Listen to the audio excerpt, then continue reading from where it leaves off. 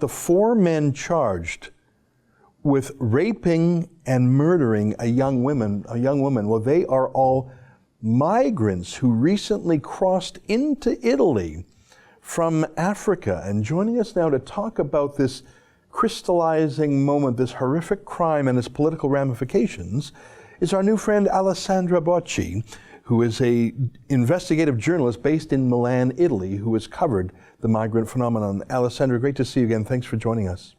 Thanks for having me.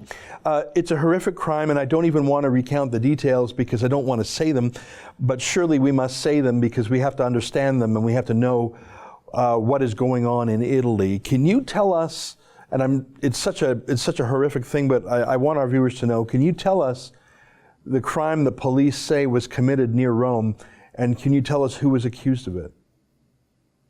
Yes, so this 16-year-old girl called Desiree Mariottini, she was a drug addict. She was known to be a drug addict even by her parents. And basically she would ask for drugs in exchange for sex sometimes. She was in a bad situation herself. And one night she was in the suburbs of Rome and she ended up in this squatting building of illegal immigrants, mostly sub-Saharan African immigrants, but also Arab immigrants.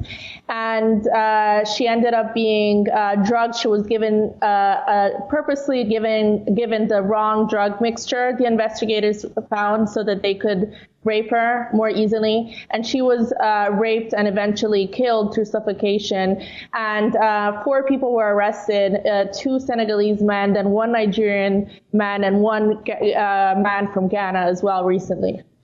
Now, it's a horrific crime, but the ethnic identity, the national identity of these men who had crossed over from the Mediterranean, who were squatting in this building, this has really sparked a moment in Italy. We see Matteo Salvini, the charismatic cabinet minister, part of the new conservative coalition in Italy. He was on the scene, and just a crush of reporters. I mean, a horrific crime like this, of course, would make the headlines in any event, but this really seems to be much larger than just a crime. This seems, I think, observing it from afar, that it has crystallized the whole question of who are these people, what are they doing here, and why are they allowed to be here. Is that an accurate assessment?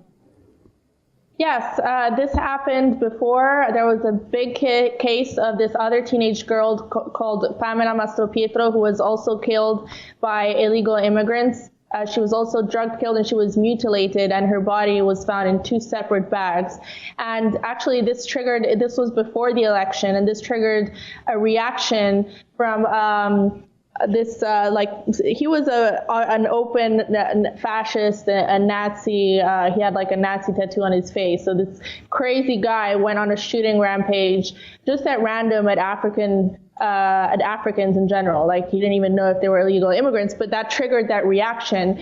The facts have changed now because we have this new government, we have this new interior minister who's cracking down on crime and on illegal immigration in the country. So hopefully no one will feel the need to react that way anymore. But it still shows that there's a problem. Despite the fact that immigration has almost entirely been stopped in the country, there's still a problem with integration and with the people who are here, who the Interior Minister, Matteo Salvini, had actually promised to deport. But he's facing a lot of issues in doing so because there's so much backlash, especially from the European Union.